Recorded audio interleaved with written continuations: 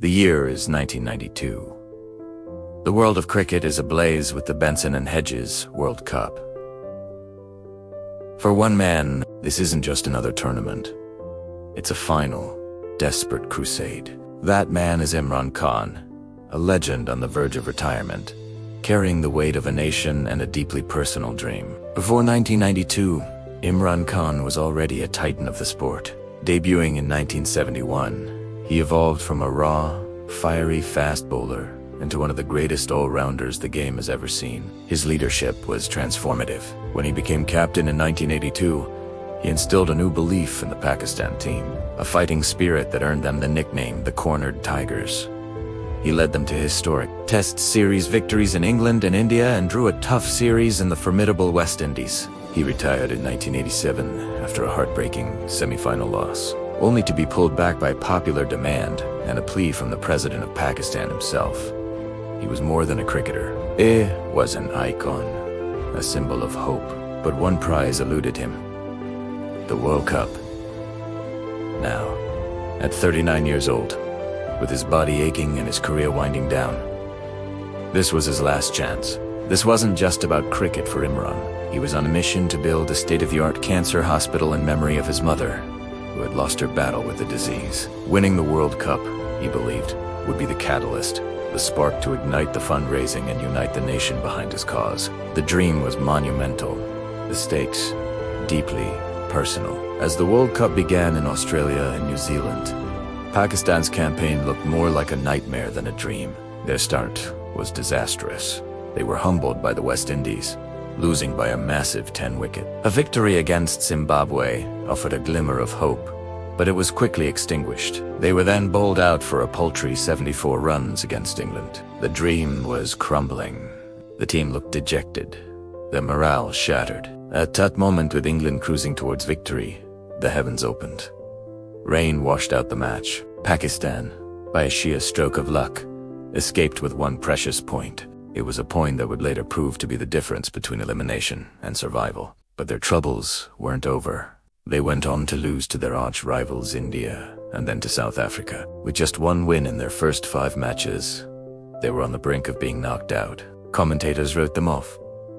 The fans were losing hope.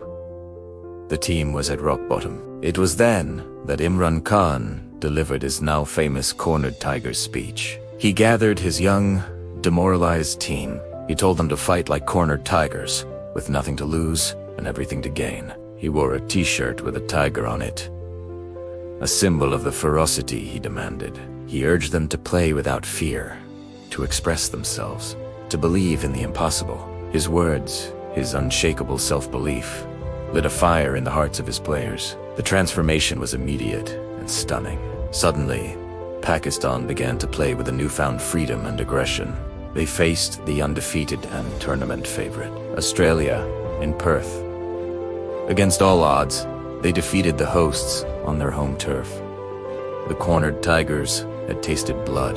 They followed this up with a comprehensive victory against Sri Lanka. The momentum was shifting, but their fate was still not in their own hands. For Pakistan to qualify for the semi-finals, they needed Australia to beat the West Indies. As the players watched anxiously, the match went down to the wire. In a nail-biting finish, Australia clinched a victory. The door had miraculously swung open for Pakistan. They had scraped into the semi-finals by a single point, the very point they had earned from that rain-affected match against England. It felt like destiny. In the semi-final, they faced the other co-hosts and tournament favorites, New Zealand, in Auckland. New Zealand posted a formidable total of 262, with their captain Martin Crowe playing a brilliant innings. The chase seemed daunting. Pakistan stumbled early, but then a young, unknown batsman named Inzamam-ul-Haq walked to the crease. In a stunning display of power hitting, he smashed 60 runs off just 37 balls, completely turning the game on its head. His explosive innings took the pressure off the legendary Javed Miandad, who anchored the chase with his trademark grit. Pakistan chased down the target, booking their place in their first ever World Cup final. The impossible dream was now within touching distance. The final was set for the iconic Melbourne cricket ground. Their opponents, England, the very team they had almost lost to before being saved by the rain. England, a team boasting stalwarts like Graham Gooch, Ian Botham, and Alan Lamb. Over 87,000 spectators filled the stadium, the atmosphere electric. Imran Khan won the toss and chose to bat, a brave decision under pressure. Pakistan's start was shaky, losing both openers early. Once again, it was the old guard, Imran Khan and Javed Miandad, who stepped up to steady the ship. They built a crucial partnership, absorbing the pressure with slow but steady accumulation. It wasn't pretty, but it was vital. Imran, battling a shoulder injury, promoted himself up the order and played a captain's knock of 72. Later, explosive cameos from Inzamam-ul-Haq and Wasim Akram propelled Pakistan to a competitive total of 249. When England came to bat, their chase was derailed by the sheer genius of Wasim Akram. Early in the innings, he dismissed Ian Botham for a duck, but England fought back, building a solid partnership.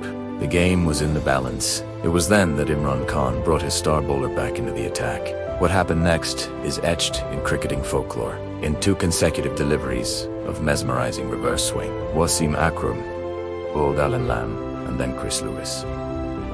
It was a spell of breathtaking skill that shattered the spine of England's batting lineup. The tide had turned decisively. The final moments were filled with tension. The crowd was roaring. The players were on edge. And then, the final wicket fell. Ramiz Raja took the catch, and the entire Pakistan team erupted in joyous celebration. They had done it, against all odds. From the brink of elimination, the cornered Tigers had climbed the mountain. They were the champions of the world. As Imran Khan lifted the crystal globe, it was the culmination of a career, the fulfillment of a promise. In his victory speech, he spoke not just of the win, but of his dream to build the cancer hospital. The victory transcended sport. It became a symbol of resilience, hope, and national unity. The funds for the hospital poured in, and 2 years later, the Shaukat Khan Memorial Cancer Hospital and Research Center opened its doors, a lasting legacy of this incredible triumph. The 1992 World Cup win wasn't just a victory for Pakistan cricket. It was a story of leadership, faith, a little bit of luck, and the unyielding spirit of a team that refused to give up. It was the story of how one man's dream inspired a nation and showed the world that even when you can still emerge victorious. It remains one of the greatest underdog stories in the history of sports. Thank you for watching. If you enjoyed this story, please like this video, subscribe to our channel for more incredible sports dailies, and hit that notification bell so you never miss an update. See you next time.